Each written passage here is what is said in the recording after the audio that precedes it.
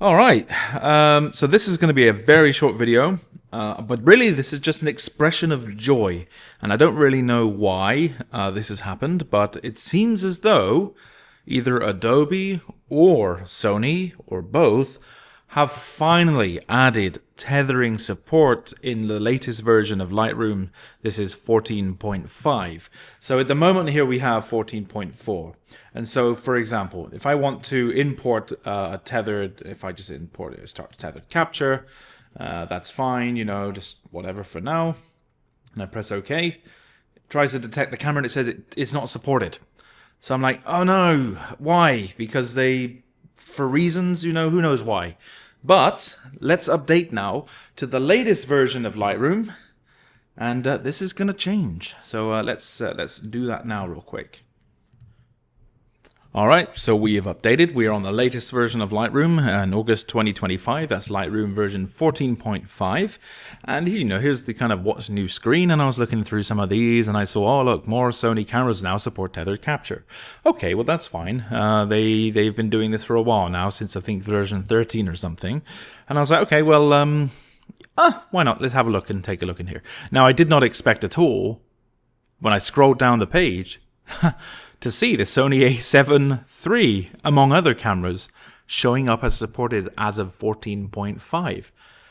That, I don't even know why I clicked on it. I just decided I was going to, and here it is. I'm like, oh my goodness, is this actually going to work now?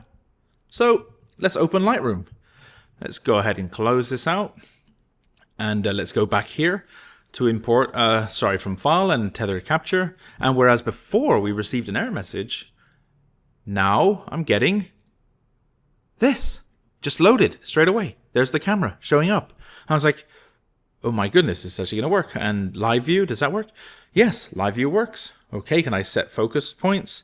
Yes, I can. Can I click on here? Is it working? Yes, it's focusing.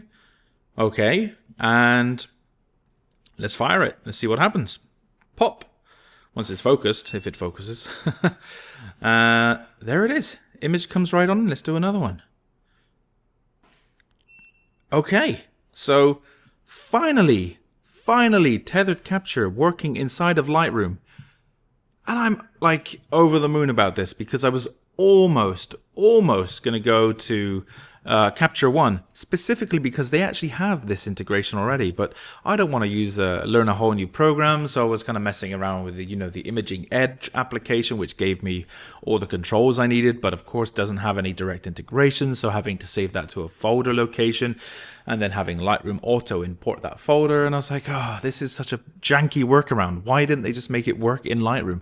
And now they have. Here it is. So yeah, I'm very happy about it. I'm actually going to start using it. I think it's going to be a great opportunity to kind of speed up the workflow for my studio work, and also give it the chance for clients to kind of review some of their images like there and then, as opposed to having to wait for the memory card to import, or looking at it only on the screen of the camera, for example. So yeah, absolutely awesome. Very happy about it. I don't know whose decision it was. I don't know why suddenly they've decided that they're going to support these older cameras. But like I said, they're they're very capable cameras, and they're much loved by many people who use them. And so for it to not have this functionality, which it's perfectly capable of doing it, as proved by the Imaging Edge software and even Capture One, the fact that it wasn't in Lightroom was just, it felt like a cruel thing to do. And here it is, and I'm very happy about it. So there's the video. For those other people that have their Sony cameras, now there's a bunch of them now, so go ahead and try this out and see how you get on with it. So there we are. Thanks for watching. There it is. Bye bye.